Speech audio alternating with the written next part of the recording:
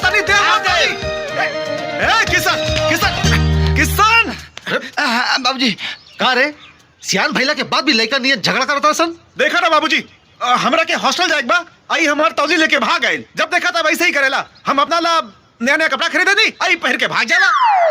कहा ऐसा करता रे त का करे यार, ये लोग खातिर तो नया नया कपड़ा खरीद लो, हमरा खातिर कोई खरीद ले बड़ा तो ये लोग के ना पहनी तका लंगटे घूमी। बहुत जुबान चलाता तो देव का तौली ना दे, अरे ना दे भो, दे हमार तौली दे हमार तौली दे। अरे ना दे। काहो चंद आज बड़ा खुश नजर आओ तरू, का बात बा? लागत कि आज तोहरे बिया होता। खुश ना रही तका उदास रही। यहाँ एगो तू ही हमके देखे वाला थोड़े बाड़ा, बहुत लोग बा देखे वाला। एगो चेहरा के कितना लोग के देखैबू, घूम फिर के हमरे लगे आइबू। ए, हमरा लगे मोहब्बत के गम नहीं खे आ तू हमके संभारा इ तरह में दम नहीं खे। ए तोहरा के का अगर चाह दी ना तो तोहरा साथे साथे सब जनी के रस निकाल दे। हट, तरह से तो मुँहे लगावल बेकार बा। मुहे ना लगेबू तो मोहब्बत के लेमचूस कैसे प्रभु बैठा। ए बुड्ढे, अंधे हो क्या? दिखाई नहीं देता कचरे का डब्बा? देहाती गम और कहीं का।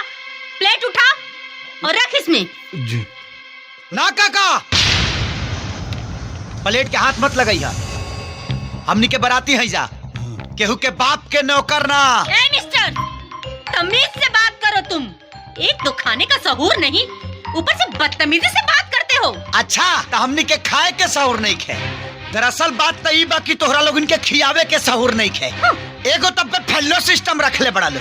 अगर इतने तमीज रहित ना तो पात में बैठा के अपना हाथ से परोस के खियाइता लो। बहू ये क्या तमाशा हो रहा है?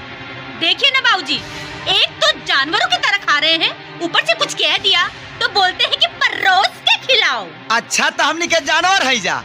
ए भाई लोग सुना लो, प्लेट नीचे रख दलो, अब तो हमनी के पात में बैठब जा, आई परोस के खियाई है। ए किसनवा चुप, तोरा छोट बड़ के लिहाज नहीं करे, चुपचाप खाना खा और शांति से बिया होके दे। नहीं समझी जी, किशन ठीक बोल रहा है।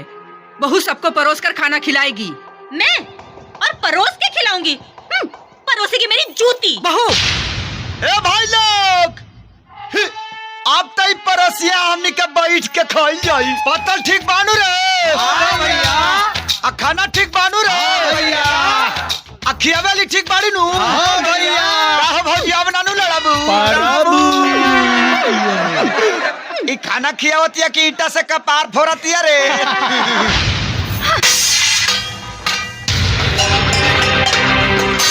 बहू ये का बदतमीजी है और ये खाना काहे फेंक देलू? ये कोई खाना है? ऐसे खाने तो हमारे घर के कुत्ते भी नहीं खाते। भाऊजी हमनी यहाँ खाना इंसान खाती बनेला। अगर तोहरा कुकुर वाला खाना पसंद बा ना तो काल से खाना कुकुरे वाला बनी, का दिक्कत बा? किशन जबान संभाल के बात कर। देखा दुल्हन, अन्न का अपमान ना कइल जाला बेटिया। तोरा के खाना पसंद नहीं खे तब काली से तोरा पसंद का खाना बना देवल करब। कौनो जरूरत नहीं के अलग से खाना बनावे के। जेकरा के ई खाना पसंद नहीं के वो अपन खाना खुद बना ली। चाय बना तैबे न करेला तो खाना कहाँ से बनी? देखो, जुबान संभाल के बात करो। मैं इस घर में इसलिए नहीं आई हूँ कि मैं तुम लोगों के लिए खाना बनाऊं। मैं किसी की नौकरानी नहीं हूँ। तुहार कहे के मतलब का बा भौजी? माई हमने खातिर खाना बनावेले ते का हमनी का नौकरानी हो गई? वो तुम्हारी क्या है ये तुम ही जानो, मुझे उससे कोई लेना देना नहीं है। भाऊजी तोहरा का हमनी के बियाह के लिए बनी सा, हमनी के भौजी कहले सा और ले बेटी कहेला। और जब तक ले रिश्ता बा तब तक ले पूरा लेना देना बा। तुम तो मुझसे बातें मत करो, मैं तो तुम्हारी शक्ल भी नहीं देखना चाहती। तू देखा चाहे मत देखा, हमरा पर कोनो विशेष फर्क पड़े वाला नहीं के। लेकिन एगो बात कान खोल के सुन ला, तू ये घर के बहू हो और बहू जैसन रहे के परी। ओ, तो तुम मुझे सिखाओगे कि मुझे कैसे रहना है? सब सीखे के परी, केकरा से कैसन बात कइल जाला और कैसन व्यवहार कइल जाला। भाऊजी हम एक घर के मर्यादा के नहीं की भुलाई, न तो हाथ उठावे हमरो आवेला। किसान ये सब का होता? राम, अच्छा हुआ कि तुम आ गए और तुमने सब अपनी आंखों से देख लिया। देखा तुम्हारे पीठ पीछे तुम्हारे घर वाले मुझसे कैसा कैसा बर्ताव करते हैं। हे बिटिया, बिटिया बात सुना, बात क्या के मत बढ़ावा। ऐसा छोट मोट बात था हर घर में होता रहेला। ये छोटी मोटी बात है, सिर्फ थप्पड़ मारना ही तो रह गया था, बाकी सब कुछ तो कर ही चुके थे आप लोग। देख किशन, ते सच सच बताओ, का कहली अपने भौजाई के साथे? हमसे का पूछा था? इनका से पूछा? अरे एकरा से का पूछी? एकरा तो एक दिन भी ना बोली घर में इला। और देख तोरा के हम अच्छा तरह से जानता नहीं, कहीं कुछ कही लोग बे। वाह भैया वाह, एक दिन में तू भौजी के तरफदारी करे लगला।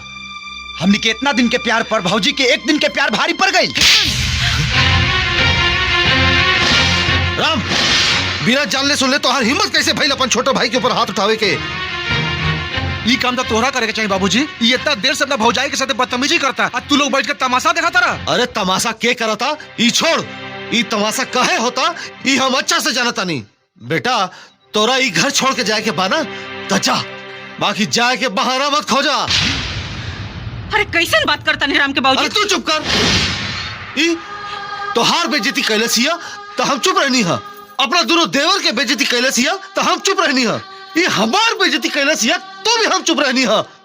अरे बिना गलती के अपन छोट भाई के ऊपर हाथ उठावले ये हम बर्दाश्त नहीं कर सकत। बेटा तोरा रात के बात याद बानू कि तू हमरा से का बोलला कि तोहार ससुर तोहरा के घर जमाई बनावल चाहता रहे, तो हम तोहरा से का पूछनी? तू का जवाब देला? तो तू कहला कि बाबूजी से पूछ के बताए। अरे हमरा के तो तभी पता चल गई कि तोहार मन में खोट बा, ना तो तोरा बाबूजी के आड़ के जरूरत ना पड़ी। अरे तू तो खुद सीधा जवाब दे सकत रहला। ठीक बा, तोहरा जाए के बाना प्रेम से जा, पर हमारे एक बात याद रखिया, घर जमाई की हालत धोबी के कुत्ता से भी बदतर होला। अब तो इन्होंने तुम्हें कुत्ता भी कह दिया, फिर भी तुम यहाँ खड़े हो, न जाने कैसे मर्द हो। पायल, दुल्हन, पायल, पायल।